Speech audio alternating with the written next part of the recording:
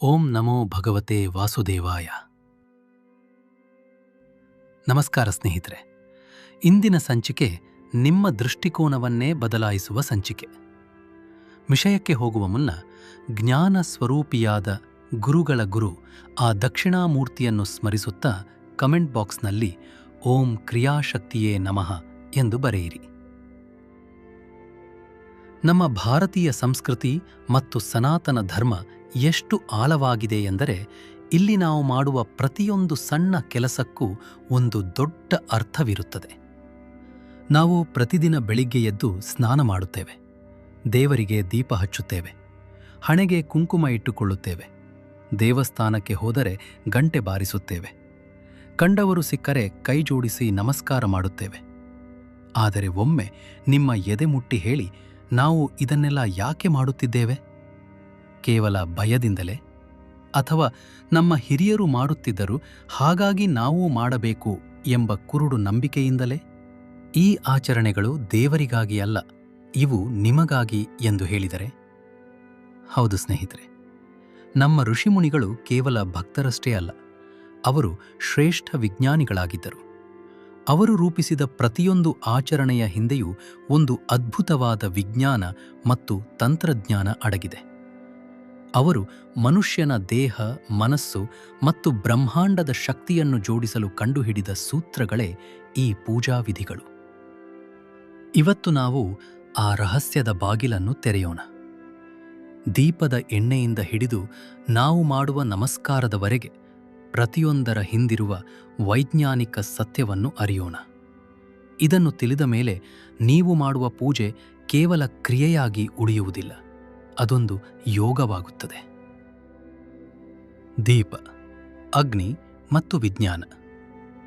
ನಮ್ಮ ಪೂಜೆ ಆರಂಭವಾಗುವುದೇ ದೀಪವನ್ನು ಹಚ್ಚುವುದರ ಮೂಲಕ. ಯಾವುದೇ ಶುಭ ಕಾರ್ಯವಿರಲಿ, ಮೊದಲು ದೀಪ ಬೆಳಗುತ್ತೇವೆ. ಸಾಮಾನ್ಯವಾಗಿ ನಾವು ಅಂದುಕೊಳ್ಳುತ್ತೇವೆ, ಇದು ಕತ್ತಲೆ ಓಡಿಸಲು ಅಥವಾ ದೇವರಿಗೆ ನಮ್ಮ ಮುಖ ಕಾಣಲಲಿ ಎಂದು ಹಚ್ಚುತ್ತೇವೆ ಎಂದು. ಆದರೆ ಇದರ ವಿಜ್ಞಾನ ಬೇರೆಯೇ ಇದೆ. ಗಮನಿಸಿ, ದೀಪದ ಜ್ವಾಲೆ ಯಾವಾಗಲೂ ಮೇಲ್ಮುಖವಾಗಿಯೇ ಉರಿಯುತ್ತದೆ. ವೈಜ್ಞಾನಿಕವಾಗಿ ಹೇಳಬೇಕೆಂದರೆ ದೀಪದ ಜ್ವಾಲೆಯು ಒಂದು ಆಯಸ್ಕಾಂತೀಯ ಕ್ಷೇತ್ರವನ್ನು ಸೃಷ್ಟಿಸುತ್ತದೆ. ನೀವು ದೀಪವನ್ನು ಹಚ್ಚಿ ಅದರ ಮುಂದೆ ಕುಳಿತು ಏಕಾಗ್ರತೆಯಿಂದ ನೋಡಿದಾಗ, ಅಂದರೆ ತ್ರಾಟಕ ಕ್ರಿಯೆ ಮಾಡಿದಾಗ, ಆ ಜ್ಯೋತಿಯಿಂದ ಹೊರಹೊಮ್ಮುವ ತರಂಗಗಳು ನಿಮ್ಮ ಕಣ್ಣಿನ ಮೂಲಕ ಹೋಗಿ ಮೆದುಳಿನಲ್ಲಿರುವ ಪಿನಿಯಲ್ ಗ್ರಂಥಿಯನ್ನು ಉತ್ತೇಜಿಸುತ್ತವೆ. ಇದರಿಂದ ನಿಮ್ಮ ಮನಸ್ಸಿನ ಗೊಂದಲಗಳು ಕಡಿಮೆಯಾಗಿ ಏಕಾಗ್ರತೆ ಹೆಚ್ಚುತ್ತದೆ. ಇನ್ನು ದೀಪಕ್ಕೆ ಬಳಸುವ ಎಣ್ಣೆಯ ವಿಷಯಕ್ಕೆ ಬರೋಣ. ನಮ್ಮ ಹಿರಿಯರು ಯಾಕೆ ಹಸುವಿನ ತುಪ್ಪವನ್ನೇ ಶ್ರೇಷ್ಠ ಎಂದು ಕರೆದರು? ಯಾಕೆಂದರೆ ಹಸುವಿನ ತುಪ್ಪವು ಬೆಂಕಿಯ ಸಂಪರ್ಕಕ್ಕೆ ಬಂದಾಗ ಅದು ಕರಗಿ ಹೊಗೆಯಾಗುವ ಬದಲು ವಾತಾವರಣದಲ್ಲಿ ಅತ್ಯಂತ ಸೂಕ್ಷ್ಮವಾದ ಸಾತ್ವಿಕ ಕಣಗಳನ್ನು ಬಿಡುಗಡೆ ಮಾಡುತ್ತದೆ. ಇದು ನಿಮ್ಮ ಮನೆಯ ಗಾಳಿಯಲ್ಲಿರುವ ರೋಗಾಣುಗಳನ್ನು ಕೊಲ್ಲುತ್ತದೆ ಮತ್ತು ಆಮ್ಲಜನಕವನ್ನು ಶುದ್ಧ ಮಾಡುತ್ತದೆ ಎಂದು ವಿಜ್ಞಾನವೇ ಒಪ್ಪಿಕೊಂಡಿದೆ. ಅದಕ್ಕೆ ಹೋಮ ಹವನಗಳಲ್ಲಿ ತುಪ್ಪ ಸುರಿಯುವುದು, ಅದು ಪರಿಸರ ಶುದ್ಧೀಕರಣದ ಪ್ರಕ್ರಿಯೆ. ಹಾಗೆಯೇ ಎಳ್ಳೆಣ್ಣೆಗೆ ಒಂದು ವಿಶೇಷ ಗುಣವಿದೆ. ಅದು ನಿಮ್ಮ ಸುತ್ತಲೂ ಒಂದು ಅದೃಶ್ಯವಾದ ರಕ್ಷಣಾ ಕವಚವನ್ನು ನಿರ್ಮಿಸುತ್ತದೆ. ಆದರೆ ನಾವು ಇಂದು ಏನು ಮಾಡುತ್ತಿದ್ದೇವೆ? ಪ್ಯಾರಾಫಿನ್ ಮೇಣದ ಬತ್ತಿ ಅಥವಾ ಕೃತಕ ಎಣ್ಣೆಗಳನ್ನು ಬಳಸುತ್ತಿದ್ದೇವೆ. ಅದು ಕೇವಲ ಹೊಗೆಯನ್ನು ಕೊಡುತ್ತದೆಯೇ ಹೊರತು ಚೈತನ್ಯವನ್ನಲ್ಲ. ಘಂಟಾನಾದ, ಮೆದುಳಿನ ಸಮತೋಲನ. ಈಗ ದೇವಸ್ಥಾನದ ಒಳಗೆ ಹೋಗೋಣ. ಒಳಗೆ ಹೋದ ತಕ್ಷಣ ನಾವು ಮೊದಲು ಮಾಡುವುದೇನು? ಆ ದೊಡ್ಡ ಗಂಟೆಯನ್ನು ಬಾರಿಸುವುದು. ಅನೇಕರು ಅಂದುಕೊಂಡಿದ್ದಾರೆ, ಇದು ದೇವರಿಗೆ ಎಚ್ಚರ ಮಾಡಲು ಅಥವಾ ನಾವು ಬಂದಿದ್ದೇವೆ ಎಂದು ತಿಳಿಸಲು ಎಂದು. ಖಂಡಿತ ಅಲ್ಲ. ದೇವರು ನಿದ್ರೆ ಮಾಡುವುದಿಲ್ಲ. ಅವನಿಗೆ ಕಾಲಿಂಗ್ ಬೆಲ್ ಅಗತ್ಯವಿಲ್ಲ. ಹಾಗಾದರೆ ಗಂಟೆ ಯಾಕೆ? ಉತ್ತರ ಅದರ ತಯಾರಿಕೆಯಲ್ಲಿ ಅಡಗಿದೆ. ಪ್ರಾಚೀನ ದೇವಾಲಯಗಳ ಗಂಟೆಗಳನ್ನು ಸಾಮಾನ್ಯ ಕಬ್ಬಿಣದಿಂದ ಮಾಡುತ್ತಿರಲಿಲ್ಲ. ಅದನ್ನು ತಾಮ್ರ, ಸತು, ಸೀಸ, ಕಬ್ಬಿಣ, ನಿಕ್ಕಲ್ ಹೀಗೆ ನಿರ್ದಿಷ್ಟವಾದ 7 ಲೋಹಗಳನ್ನು ನಿರ್ದಿಷ್ಟ ಪ್ರಮಾಣದಲ್ಲಿ ಬೆರೆಸಿ ವೈಜ್ಞಾನಿಕವಾಗಿ ತಯಾರು ಮಾಡುತ್ತಿದ್ದರು. ನೀವು ಗಂಟೆ ಬಾರಿಸಿದ ತಕ್ಷಣ ಒಂದು ತೀಕ್ಷ್ಣವಾದ ಶಬ್ದ ಬರುತ್ತಲ್ಲ, ಅದು ಕೇವಲ ಶಬ್ದವಲ್ಲ. ಅದು ನಿಮ್ಮ ಮೆದುಳಿನ ಎಡಭಾಗ ಮತ್ತು ಬಲಭಾಗವನ್ನು ಒಂದೇ ಕ್ಷಣದಲ್ಲಿ ಏಕಕಾಲಕ್ಕೆ ಜಾಗೃತಗೊಳಿಸುತ್ತದೆ. ಆ ಶಬ್ದದಿಂದ ಉಂಟಾಗುವ ಪ್ರತಿಧ್ವನಿ ಕನಿಷ್ಠ 7 ಸೆಕೆಂಡುಗಳ ಕಾಲ ನಮ್ಮ ಕಿವಿಯಲ್ಲಿ ಗುಯಿಗುಡುತ್ತದೆ. ಆ 7 ಸೆಕೆಂಡುಗಳಲ್ಲಿ ಆ ಶಬ್ದವು ನಮ್ಮ ದೇಹದ 7 ಚಕ್ರಗಳನ್ನು ಸ್ಪರ್ಶಿಸುತ್ತದೆ. ಆ ಕ್ಷಣದಲ್ಲಿ ನಿಮ್ಮ ಮನಸ್ಸಿನಲ್ಲಿರುವ ನೂರಾರು ಯೋಚನೆಗಳು, ಆಫೀಸಿನ ಟೆನ್ಷನ್, ಮನೆಯ ಜಗಳ ಎಲ್ಲವೂ ಮಾಯವಾಗಿ ಮನಸ್ಸು ಸಂಪೂರ್ಣವಾಗಿ ಖಾಲಿಯಾಗುತ್ತದೆ. ಯಾವಾಗ ಮನಸ್ಸು ಖಾಲಿಯಾಗುತ್ತದೆಯೋ ಆಗ ಮಾತ್ರ ಅಲ್ಲಿ ಭಕ್ತಿಯನ್ನು ತುಂಬಲು ಸಾಧ್ಯ. ಗರ್ಭಗುಡಿಯ ಮುಂದೆ ದೇವರ ದರ್ಶನ ಪಡೆಯುವಾಗ ನಿಮ್ಮ ಗಮನ ಬೇರೆ ಕಡೆ ಇರಬಾರದು ಎಂಬ ಕಾರಣಕ್ಕೆ ಈ ಗಂಟೆ ಎಂಬ ತಂತ್ರಜ್ಞಾನವನ್ನು ನಮ್ಮ ಋಷಿಗಳು ಬಾಗಿಲಲ್ಲೇ ಇಟ್ಟರು. ಶಂಖನಾದ, ವಾಯು ಮತ್ತು ಶಬ್ದ ಚಿಕಿತ್ಸೆ.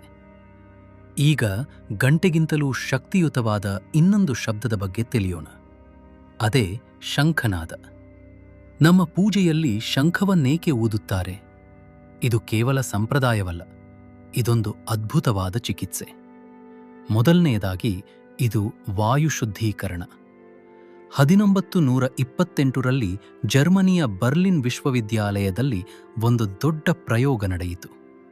ಅಲ್ಲಿ ಅವರು ಕಂಡುಹಿಡಿದ ಸತ್ಯವೇನೆಂದರೆ, ಶಂಖ ಶಬ್ದದಿಂದ ಹೊರಹೊಮ್ಮುವ ತರಂಗಗಳು ವಾತಾವರಣದಲ್ಲಿರುವ ಎಷ್ಟೋ ಹಾನಿಕಾರಕ ಬ್ಯಾಕ್ಟೀರಿಯಾಗಳು ಮತ್ತು ವೈರಸ್ಸುಗಳನ್ನು ನಾಶ ಮಾಡುತ್ತವೆ. ಶಂಖನಾದವಿರುವ ಕಡೆ ರೋಗಗಳು ಬರುವುದು ಕಡಿಮೆ. ಎರಡನೆಯದಾಗಿ ಇದು ಪ್ರಾಣಾಯಾಮ. ನೀವು ಶಂಖವನ್ನು ಜೋರಾಗಿ ಊದಬೇಕಾದರೆ ನೀವು ಪೂರ್ಣ ಪ್ರಮಾಣದಲ್ಲಿ ಉಸಿರು ಎಳೆದುಕೊಂಡು ಅದನ್ನು ನಿಯಂತ್ರಿಸಿ ಬಿಡಬೇಕಾಗುತ್ತದೆ. ಇದರಿಂದ ನಿಮ್ಮ ಶ್ವಾಸಕೋಶದ ಸ್ನಾಯುಗಳು ಬಲಗೊಳ್ಳುತ್ತವೆ. ಥೈರಾಯ್ಡ್ ಗ್ರಂಥಿಗೆ ಮಸಾಜ್ ಸಿಗುತ್ತದೆ. ಶಂಖ ಊದುವವರಿಗೆ ದೀರ್ಘಕಾಲದ ಉಸಿರಾಟದ ಸಮಸ್ಯೆಗಳು ಮತ್ತು ಹೃದಯದ ಸಮಸ್ಯೆಗಳು ಬರುವುದಿಲ್ಲ. ಇದು ನಮ್ಮ ಹಿರಿಯರು ನಮಗೆ ಕೊಟ್ಟ ಆರೋಗ್ಯ ಸೂತ್ರ. ತಿಲಕ ಮತ್ತು ನಮಸ್ಕಾರ, ಶಕ್ತಿಯ ಸಂರಕ್ಷಣೆ. ಮುಂದುವರಿಯುತ್ತಾ ನಮ್ಮ ಹಣೆಯ ಮೇಲೆ ಇಡುವ ಕುಂಕುಮ ಅಥವಾ ಗಂಧದ ಬಗ್ಗೆ ನೋಡೋಣ. ಇದು ಕೇವಲ ಧಾರ್ಮಿಕ ಚಿಹ್ನೆ ಅಷ್ಟೇ ಅಲ್ಲ. ನಮ್ಮ 2 ಹುಬ್ಬುಗಳ ನಡುವೆ ಇರುವ ಜಾಗ ಇದೆಯಲ್ಲ, ಅದನ್ನೇ ಆಜ್ಞಾ ಚಕ್ರ ಎಂದು ಕರೆಯುತ್ತಾರೆ. ವೈಜ್ಞಾನಿಕವಾಗಿ ಹೇಳಬೇಕೆಂದರೆ ಅದು ಪಿಟ್ಯುಟರಿ ಗ್ರಂಥಿ ಇರುವ ಜಾಗ, ದೇಹದ ಉಷ್ಣತೆಯನ್ನು ನಿಯಂತ್ರಿಸುವ ಜಾಗ.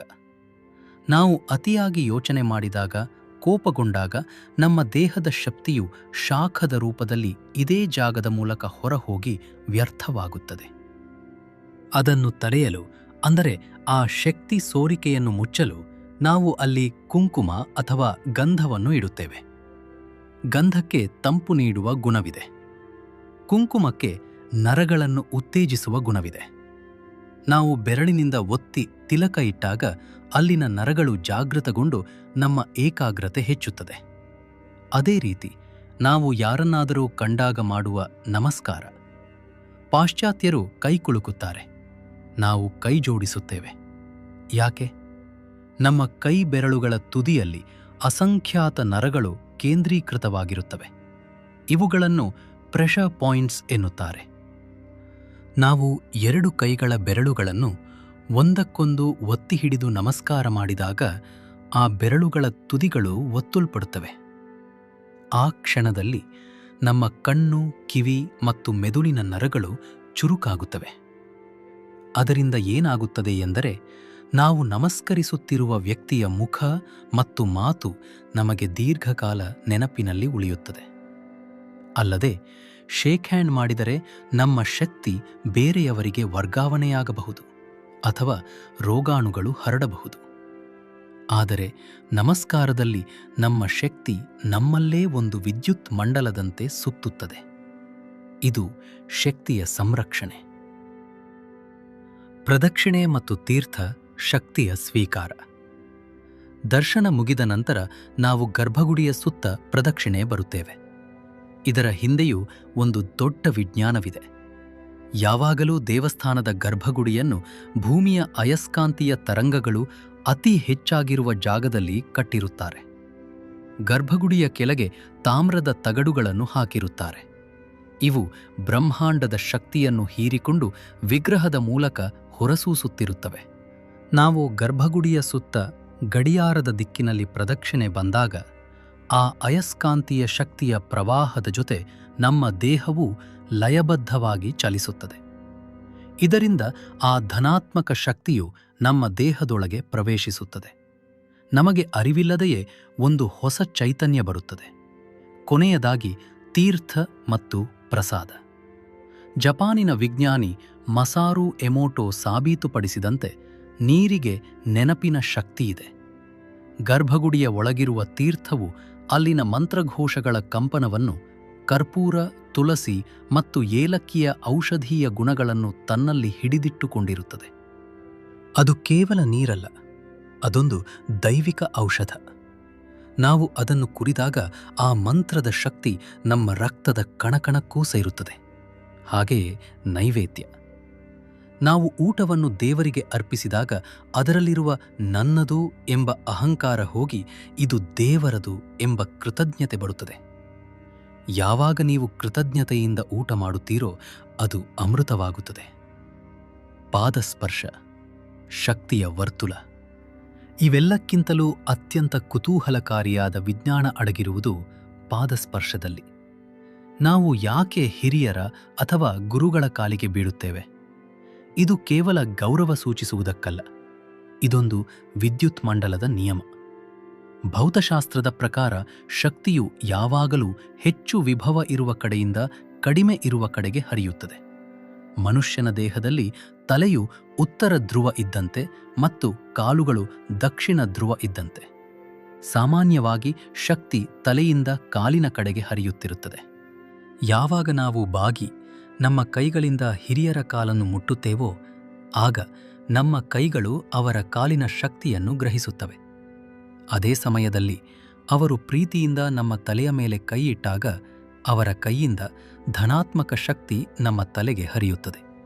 ಇದರಿಂದ ಒಂದು ಸಂಪೂರ್ಣವಾದ ವಿದ್ಯುತ್ ಮಂಡಲ ಉಂಟಾಗುತ್ತದೆ. ಆ ಕ್ಷಣದಲ್ಲಿ ಅವರ ತಪಸ್ಸು, ಅವರ ಜ್ಞಾನ ಮತ್ತು ಅವರ ಸಕಾರಾತ್ಮಕ ಶಕ್ತಿ ಒಂದು ಪ್ರವಾಹದಂತೆ ನಮ್ಮ ದೇಹಕ್ಕೆ ಹರಿದು ಬರುತ್ತದೆ. ಅದಕ್ಕೆ ನಮ್ಮಲ್ಲಿ ದೊಡ್ಡವರ ಕಾಲಿಗೆ ಬಿದ್ದರೆ ಪುಣ್ಯ ಬರುತ್ತದೆ ಎನ್ನುವುದು. ಆಶೀರ್ವಾದ ಎಂದರೆ ಬರೀ ಮಾತಲ್ಲ, ಅದು ಶಕ್ತಿಯ ವರ್ಗಾವಣೆ.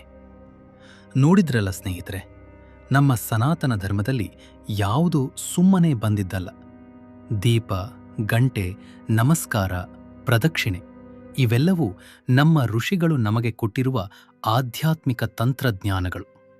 ಇವು ನಮ್ಮ ದೇಹ, ಮನಸ್ಸು ಮತ್ತು ಆತ್ಮವನ್ನು ಉನ್ನತ ಮಟ್ಟಕ್ಕೆ ಏರಿಸುವ ಸಾಧನಗಳು. ಆದ್ದರಿಂದ ಇಂದಿನಿಂದ ನೀವು ಪೂಜೆ ಮಾಡುವಾಗ ಯಾಂತ್ರಿಕವಾಗಿ ಮಾಡಬೇಡಿ. ದೀಪ ಹಚ್ಚುವಾಗ ನನ್ನ ಅಜ್ಞಾನ ಕರಗಲಿ ಎಂದು ಹಚ್ಚಿ. ಗಂಟೆ ಬಾರಿಸುವಾಗ ನನ್ನ ಮನಸ್ಸು ಎಚ್ಚರವಾಗಲಿ ಎಂದು ಬಾರಿಸಿ. ನಮಸ್ಕಾರ ಮಾಡುವಾಗ ನನ್ನಲ್ಲಿರುವ ಅಹಂಕಾರ ನಾಶವಾಗಲಿ ಎಂದು ಬಾಗಿ. ಯಾವಾಗ ಕ್ರಿಯೆಗೆ ಪ್ರಜ್ಞೆ ಮತ್ತು ತಿಳುವಳಿಕೆ ಸೇರುತ್ತದೆಯೋ ಆಗ ಪೂಜೆ ನಿಜವಾದ ಫಲ ನೀಡುತ್ತದೆ. ಈ ಅದ್ಭುತ ವಿಜ್ಞಾನ ನಿಮಗೆ ಇಷ್ಟವಾಗಿದ್ದರೆ ದಯವಿಟ್ಟು ಲೈಕ್ ಮಾಡಿ. ನಮ್ಮ ಸಂಸ್ಕೃತಿಯನ್ನು ಕೇವಲ ಮೂಢನಂಬಿಕೆ ಎನ್ನುವವರಿಗೆ ಈ ವಿಡಿಯೋ ಶೇರ್ ಮಾಡಿ, ಅವರಿಗೂ ಸತ್ಯ ತಿಳಿಯಲಿ. ಸನಾತನ ಮಾರ್ಗ ವಾಹಿನಿಗೆ ಈಗಲೇ ಸಬ್ಸ್ಕ್ರೈಬ್ ಆಗಿ ನಿಮ್ಮ ಪೂಜೆ ಸಿದ್ಧಿಸಲಿ. ಜ್ಞಾನದ ದೀಪ ಸದಾ ಉರಿಯುತ್ತಿರಲಿ. ಸರ್ವೇ ಜನಃ ಸುಖಿನೋ ಭವಂತು. ಓಂ ತತ್ಸತ್. ಜೈ ಶ್ರೀಕೃಷ್ಣ.